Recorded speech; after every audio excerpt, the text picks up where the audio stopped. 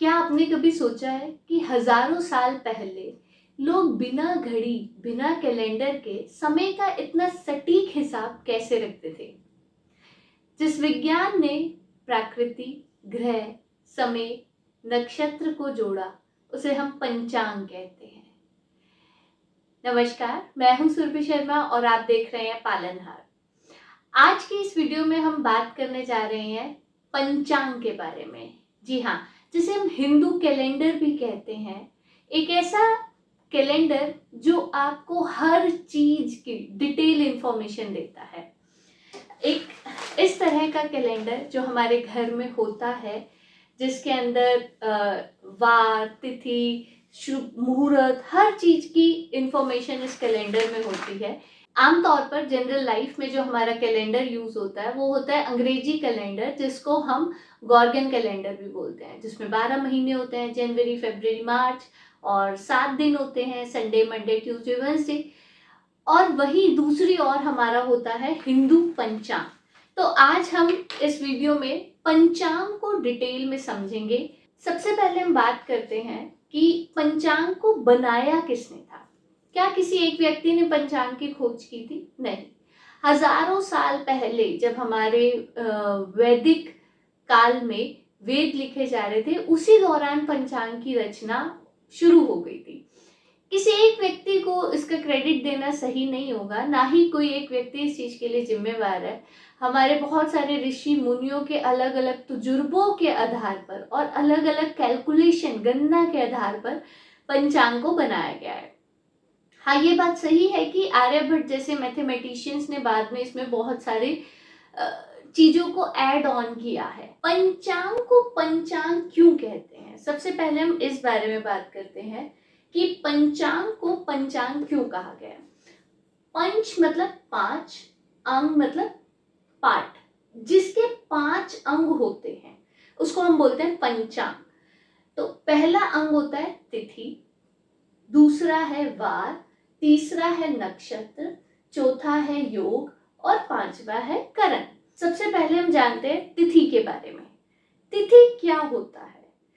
Basically जो हिंदू धर्म के अंदर हम जो अपना एक महीना है उसको हम चंद्रमास बोलते हैं।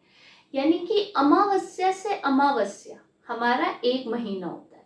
तो जो चंद्रमा है, जब वो पृथ्वी के आसपास रोटेट करता है तो चांद अपने फेसेस बदलता है। फुल मून और न्यू मून जिसे हम बोलते हैं, अमावस्या और पूर्णिमा। तो वो जो फेसेस ऑफ मून है, की जो कलाएं हैं, जो कलाओं पर आधारित है, उसको हम बोलते हैं तिथि। महीने में 30 तिथियां होती हैं। उनको डिवाइड करा गया है कि कृष्ण पक्ष जब चंद्रमा घटता हुआ होता है, ठीक है, और शुक्ल पक्ष जब चंद्रमा बढ़ता हुआ होता है। तो उसके बाद हम बात करते हैं पंचांग का। जो हमारा पंचांग का दूसरा अंग है जिसे हम बोलते हैं वार। तो हमारे पंचांग में 7 वार होते हैं और वारों को जोड़ा गया है ग्रह से, ठीक है। हर एक दिन एक भगवान से और उनसे जुड़े ग्रह से जोड़ा है। अब बात करते हैं हम पंचांग का जो हमारा तीसरा अंग है, जिसे हम बोलते हैं नक्षत्र। अब नक्षत्र क्या होता है? पंचांग के अनुसार आकाश के अंदर 27 नक्षत्र हैं। नक्षत्र इज लाइक कॉन्स्टिलेशंस जो होते हैं, ग्रुप ऑफ स्टार्स, तार मंडल। तो आकाश के अंदर टोटल 27 नक्षत्र हैं। जनरली इनका इस्तेमाल हम करते हैं जब भी हमें किसी चीज का मुहूर्त निकालना होता है। तो ये है पंचांग का हमारा तीसरा अंग। अब हम बात करते हैं अपने पंचांग के चौथा अंग जो है योग। योग क्या बताता है? सूर्य और चंद्रमा। देखो, थोड़ा सा यहाँ पे हमें साइंस को भी समझना होगा। ये पृथ्वी है, चंद्रमा पृथ्वी के चारों ओर चक्र लगा रहा है और पृथ्वी सूर्य के चारों ओर चक्र लगा रही है ना।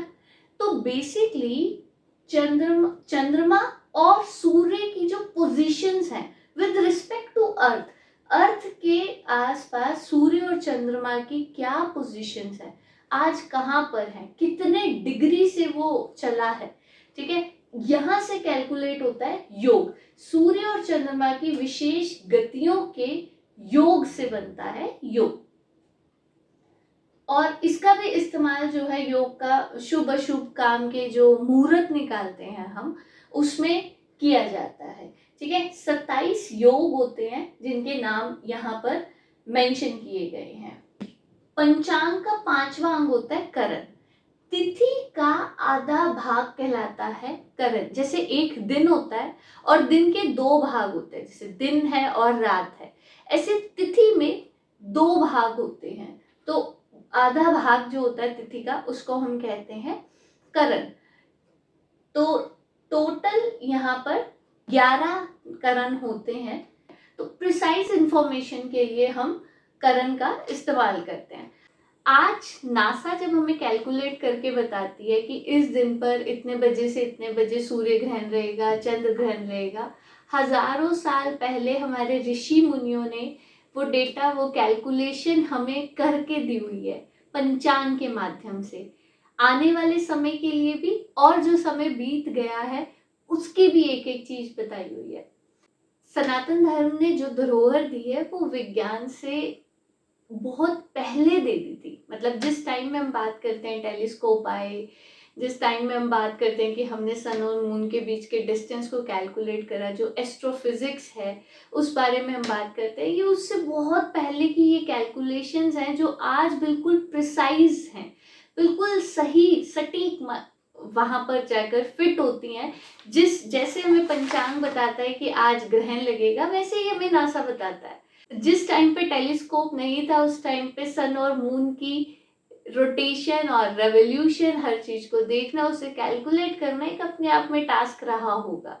आज जब हम space science, astronomy, time calculation, quantum physics की ये सारी बातें जब हम करते हैं इतने डेवलपमेंट के बाद, वहीं हजारों साल पहले सनातन धर्म ने, हिंदू धर्म ने वैदिक काल में ही ये सारी कैलकुलेशंस करके हमें पंचांग के रूप में दी। और यही है हमारे धर्म की खूबसूरती, जिसे आप सब पहचानिए। वीडियो अच्छी लगी हो, इन्फॉर्मेशन अच्छी लगी हो तो इसे साझा करें, लाइक करें, अपने चैनल पालनहार को सब्सक्राइब करें। धन्यवाद।